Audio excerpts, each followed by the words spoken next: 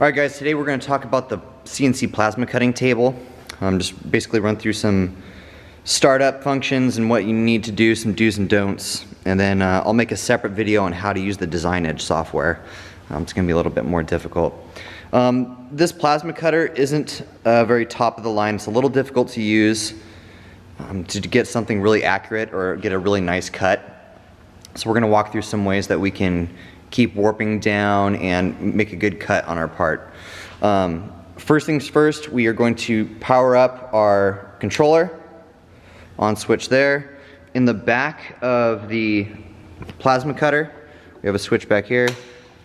Make sure that's turned on. We're going to make sure our computer is on, and we are going to use the Design Edge software. Now, unfortunately, you guys can't see too well what I'm going to be doing, but I'll make a separate video for that. First things first, we need to initialize or start up the machine. Right now, the torch doesn't really know where its location is in relation to the rest of the table. On the Design Edge software, there's no yellow crosshair, which represents the torch position. So what we're going to do is we're going to go up here to the very top. We're going to go to Machine, and we're going to go to Initialize. Let's see if I can't zoom in on that. Nope. Machine and Initialize. I'll make a separate video on this.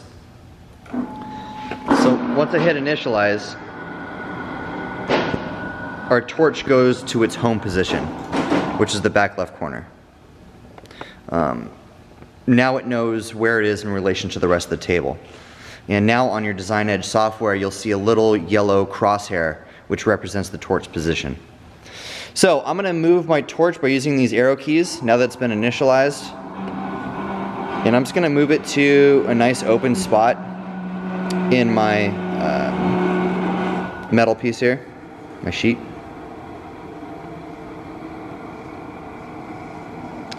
And then I'm going to lower my Z-axis up here. And we want to get our torch to about, let's see if I can't zoom in on this here.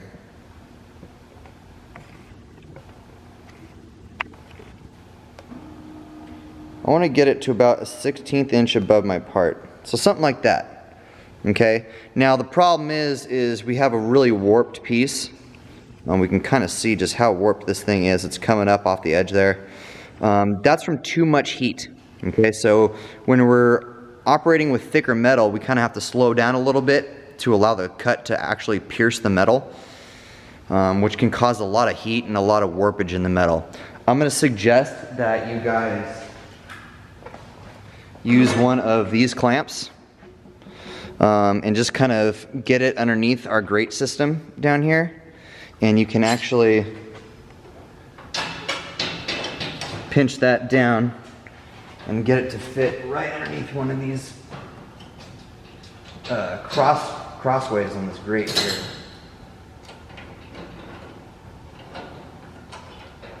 It might be a little bit difficult, but it's going to help keep the warping down and help you get a better cut. So once we have our torch in the right position about where we are, we're going to go back to the Design Edge software, and you can barely see it. There's actually a little yellow crosshair right here, and that's where our torch position is in relation to our table. Once we have our design made up, we're going to go up here to Machine and Cut. Right now we don't have anything selected. When you're cutting with this, I want you guys to be here with a set of these safety goggles and your finger on the X-axis, which is right here, and you're going to be sitting there playing with that depending on how warped your piece is.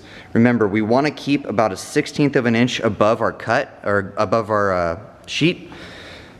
That's going to preserve our consumables in the torch.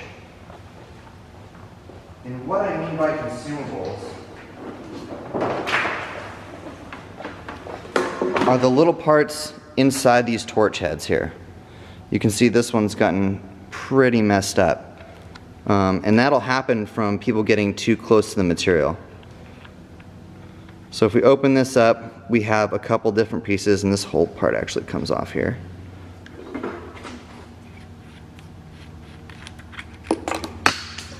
Oh, how about I just drop them all on the floor? And they're gone.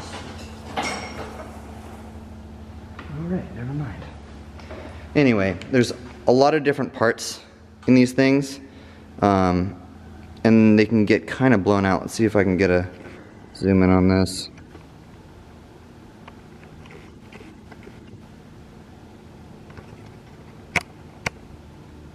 Come on, buddy. Focus. No, it's not going to focus for me. If it did, you can kind of see that, like, this tip is really, oh, there we go. It's really blown out on there. And that's going to get you a terrible cut. It might even weaken the cut and make it to where you can't actually pierce very thick material. And that's going to limit you in the long run. So we want to keep these little bits of consumables clean. And we need to do that by keeping our torch head off of our material. I never want to see the torch head dragging on top of the sheet metal, okay?